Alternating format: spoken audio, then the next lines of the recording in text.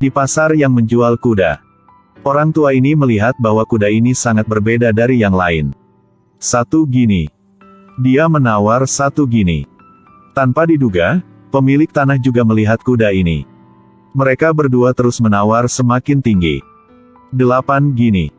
10 gini. 11 gini. Lalu saya menawar 25 gini. Ketika Pak Ted mendengar ini, dia mengertakkan gigi dan berteriak 30 gini. Sekarang Pak Lyons tertawa lagi. Faktanya, kuda ini hanya bernilai 10 gini. Setelah pelelangan selesai, Pak Ted juga menyesalinya. Dia seharusnya membeli kuda yang lebih baik. Tapi dia membeli kuda poni. Tapi tidak ada yang menyangka bahwa kuda kurus ini nantinya akan berubah menjadi kuda yang perkasa. Sesampainya di rumah, istrinya sangat kesal. Dia bahkan meneriaki suaminya karena menghabiskan semua kekayaannya untuk kuda kurus. Dia memaksa suaminya untuk membawa kuda itu pergi. Sedangkan anaknya sangat bersemangat. Albert berkata dia akan melatih kuda ini. Dia telah menyaksikan pertumbuhannya. Kuda ini hanya tampan tapi sangat memberontak. Sangat sulit untuk berkomunikasi dengannya. Albert melangkah maju dan meletakkan ember makanan di belakangnya. Berkat itu, tidak terasa tertekan untuk menghadapinya. Kuda itu akhirnya membungkuk untuk makan. Dia menamai kuda ini Joey. Pak Ted selalu membenci unggas. Angsa ini mengejar dia lagi. Itu menangkap momen yang tepat dan menyerangnya. Albert membawa Joey keluar untuk melatih Joey. Tidak menyangka Joey memiliki bakat yang tidak biasa. Hanya berlatih 2 kali, ia berdiri tak bergerak di tanah. Albert bersiul agar ia datang. Tapi Joey tidak mengerti apa yang dimaksud Albert. Albert datang untuk menghibur Joey. Dia dengan lembut menjelaskan kepada Joey perintahnya. Lalu dia lari dan bersiul. Joey mendengar peluit jadi dia berbalik dan berlari ke arah Albert. Kuda ini juga sangat pintar. Sejak saat itu, kemanapun Albert pergi, selama dia mendengar peluitnya, Joey akan berlari ke arahnya. Bahkan bersembunyi di pohon.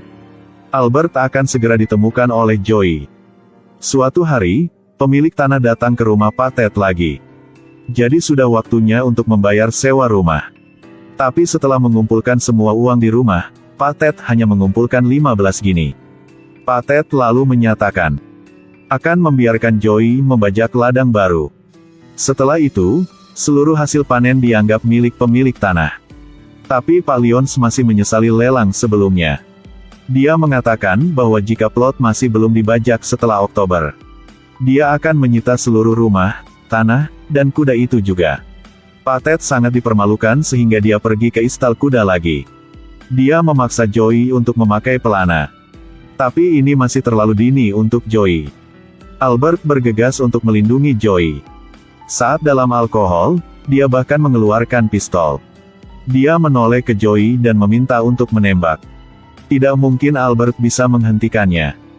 Jika Bapak menembaknya, rumah kita tidak akan memiliki apa-apa. Tidak. Apa yang Ayah katakan itu benar. Dia akan berhasil, Ayah. Ayah, beritahu Pak Lyons bahwa Joey akan membajak tanah itu. Dia pasti akan berhasil. Ayah, tunggu saja, lihat apa yang bisa dilakukan Joey. Sekarang Pak Ted sudah sadar kembali. Keesokan harinya, Albert membawa pelana. Dia perlahan mendekati Joey. Joey tidak menolak membiarkan Albert memakainya. Kemudian mereka pergi ke tanah yang Pak Ted ingin mereka bajak. Pemilik tanah Lyons juga datang untuk menyaksikan keseruannya. Joey masih berdiri tak bergerak. Dalam keputusasaan, Albert mengambil cambuknya dan mengayunkannya ke depan. Buat Joey kabur dan bawa Albert bersamanya. Kemudian mereka bergegas menuju pagar. Pada saat ini, orang-orang yang datang untuk melihat kegembiraan semakin ramai. Ross berdiri dari jauh untuk menyaksikan semuanya. Dia menghela nafas dan kembali ke kamarnya untuk mengambil syal rajutannya yang belum selesai. Semua orang di desa datang untuk melihat kesenangan keluarga Ted. Meskipun Joey berhasil menarik gerobak, tapi bajak tetap tidak bisa menancap di tanah. Hujan yang mengguyur membuat massa membubarkan diri. Hujan ini juga memberi harapan untuk Albert. Berkat air hujan, tanah juga menjadi lebih keropos.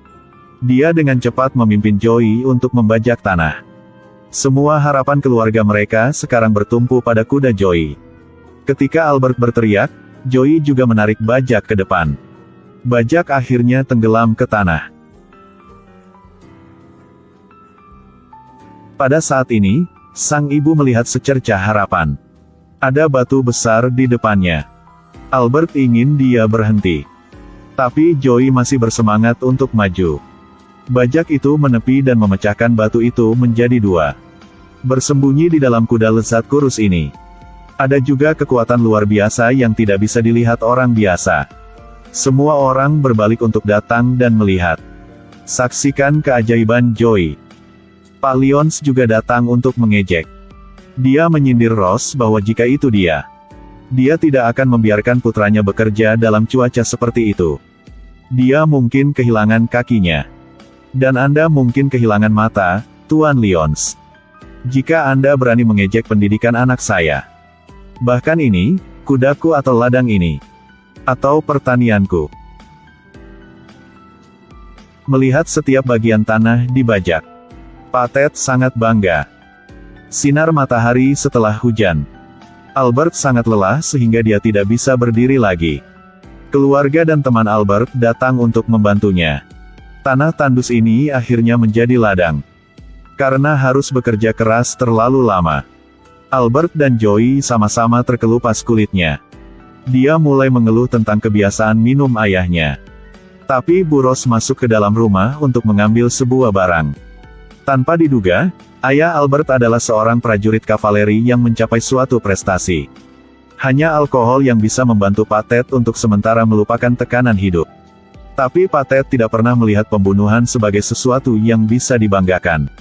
Saat dia kembali, Pak Ted membuang medalinya. Dan Bu Ross pergi untuk mengambilnya. Meskipun ayahnya seorang pecandu alkohol, dia tidak pernah menyerah. Ross membantu Albert menyadari betapa terhormat ayahnya. Pak Ted mulai bertani di ladang itu. Tak lama, pohon-pohon itu sangat rimbun. Albert mengendarai Joey melintasi lapangan ini. Joey berlari lebih cepat dari mobil. Kecepatannya tidak bisa dihentikan oleh mobil manapun.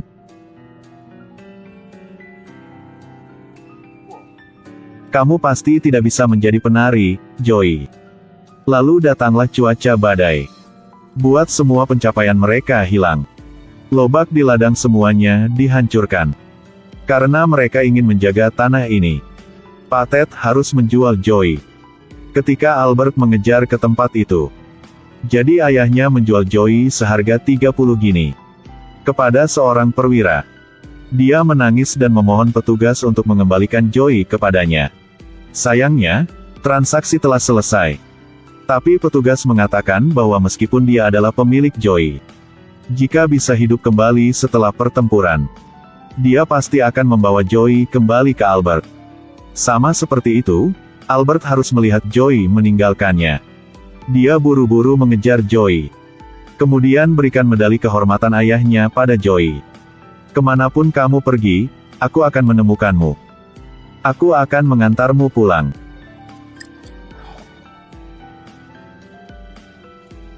Ini adalah latihan di lapangan. Kavaleri berbaris ke depan.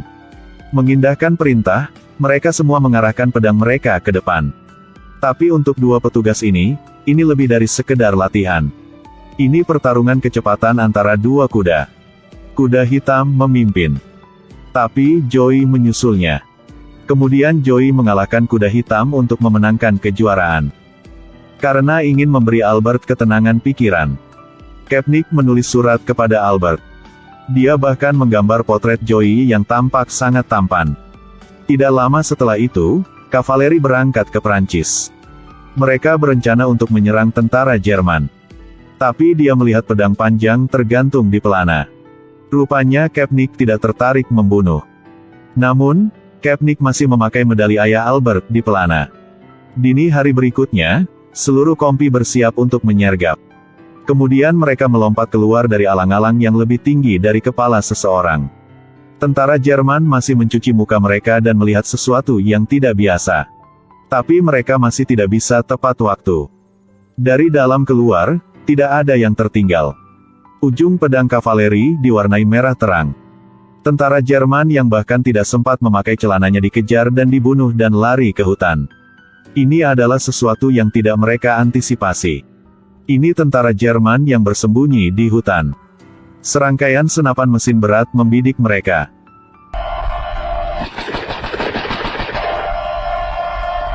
Lagi pula, pisau dan pedang tidak bisa bersaing dengan senjata. Menghadapi bahaya langsung. Semua pasukan kavaleri terbunuh. Joey melarikan diri di hutan yang dikelilingi oleh pasukan Jerman. Pemimpin kavaleri, yang beruntung lolos dari kematian, juga dikawal pergi. Kuda hitam ini berlari ke sisi Joey lagi. Kedua kuda itu saling memandang seperti mereka dikejutkan oleh cinta. Petugas memerintahkan untuk membunuh semua kuda. Tetapi seorang prajurit menggunakan kudanya sebagai alasan untuk membawa yang terluka. Untuk menjaga kuda tetap hidup. Kuda hitam ini dengan keras kepala menolak untuk memakai pelana. Pada titik ini, Joey mulai berlari. Seolah membuktikan pada kuda hitam. Barang ini tidak akan merusaknya. Tanpa diduga setelah itu, kuda hitam setuju untuk membiarkan mereka meletakkan pelana di atasnya. Wow, lihat kamu. Anak ini juga melepaskan bendera dari Joey. Pada saat ini di Inggris yang jauh, Albert menerima surat dari Kepnik. Kematian Kepnik juga membuatnya sangat sedih. Tapi kisah Albert dan Joey belum berakhir. Gunther ditahan di sini karena dia tahu cara melatih kuda. Saudara laki-laki berusia 14 tahun dikirim ke medan perang. Sebelum berpisah, dia menggantungkan bendera itu di ransel adiknya. Baru setengah jalan, Gunther sudah menyiapkan pelana. Dia membawa kuda hitam dan Joey. Kemudian dia membawa saudaranya membelot. Dua bersaudara bersembunyi di kincir angin. Tapi di tengah malam, tiba-tiba lampu di luar menyala. Gunther buru-buru menarik saudaranya dan berlari ke atas. Tapi petugas menangkap mereka dan menyeret mereka keluar. Gunther pada akhirnya masih tidak berdaya. Tidak dapat menepati janjinya untuk melindungi saudaranya kepada ibunya. Kedua kuda itu masih terikat di sana. Keesokan harinya seorang gadis kecil menemukan mereka di kincir angin rumahnya. Tiba-tiba dua kuda muncul. Sejak saat itu dia selalu membawakan mereka makanan. Hari ini dia berencana untuk mengajari Joey cara melewati rintangan. Tiba-tiba konvoi datang dari jauh. Kakek juga dengan cepat menyuruh gadis itu untuk menyembunyikan kudanya. Prajurit memimpin sekelompok orang untuk menjara kakek dan cucunya. Mereka mengambil semua selai buah di rumah. Prajurit ini bahkan mengangkat suaranya. Kami akan kembali dalam beberapa bulan. Untungnya, kedua kuda itu tidak terdeteksi. Kedua orang tuanya terbunuh dalam pertempuran. Tapi dia tahu bahwa kakeknya selalu ingin menyembunyikannya. Emily bertanya pada kakeknya mengapa tidak berkelahi. Dia pikir kakeknya adalah seorang pengecut. Tapi kakek berkata bahwa keberanian juga memiliki banyak jenis. Bagaikan merpati di garis depan. Mereka harus terbang di atas medan perang. Tapi mereka harus berhenti melihat darah di bawah, harus mengesampingkan kesedihan. Jika mereka terus bergerak maju, mereka bisa kembali hidup-hidup. Keberanian sang kakek adalah menerima kehilangan orang yang dicintai. Gunakan sayapnya untuk melindungi keponakan kecilnya. Hari ini adalah hari ulang tahun Emily. Kakek telah menyiapkan hadiah. Gadis itu membuka kainnya. Di bawahnya ada sadel. Kakek yang tidak mengizinkan cucunya menunggang kuda. Dia akhirnya mengabulkan keinginannya. Melihat punggung Emily berangsur-angsur menghilang. Dia mulai dengan gugup memanggil namanya. Tapi panggil selama setengah hari tidak ada yang menjawab. Kuda hitam tidak bisa menunggu, jadi dia berlari ke depan. Ketika kakek naik ke puncak bukit, dia menemukan keponakannya dikelilingi oleh tentara. Dia memohon petugas untuk membiarkan dia menjaga Joey. Silakan ambil kuda besar dan biarkan yang lebih kecil tinggal. Anda menghancurkan hati cucu saya. Perang mengambil segalanya dari kita semua. Joey dan kuda hitam kembali tentara. Di sini, mereka harus menarik meriam raksasa. Dalam kelompok itu, ada seekor kuda yang tidak bisa menahan beban dan jatuh. Petugas tidak mengatakan apa-apa dan langsung menembak dan membunuhnya. Kemudian dia memaksa kuda hitam itu maju lagi. Tapi prajurit yang bertanggung jawab atas kuda ini tahu. Kakinya terluka. Jika harus ditarik keras, kuda itu akan lumpuh. Sekarang Joey mengambil kendali dari para prajurit dan berlari ke depan. Ia ingin menggantikan kuda hitam untuk menarik meriam. Pada titik ini, Joey bahkan menoleh untuk melihat ke belakang. Mata sedihnya membuat pemirsa emosional. Meriam berat ini akhirnya ditarik ke atas. Prajurit mulai memuat peluru. Tembak.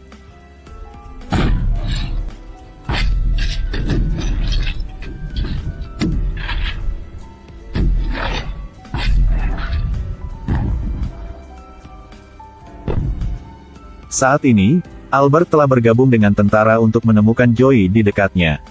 Entah sudah berapa lama berlalu. Mereka baru begitu dekat satu sama lain.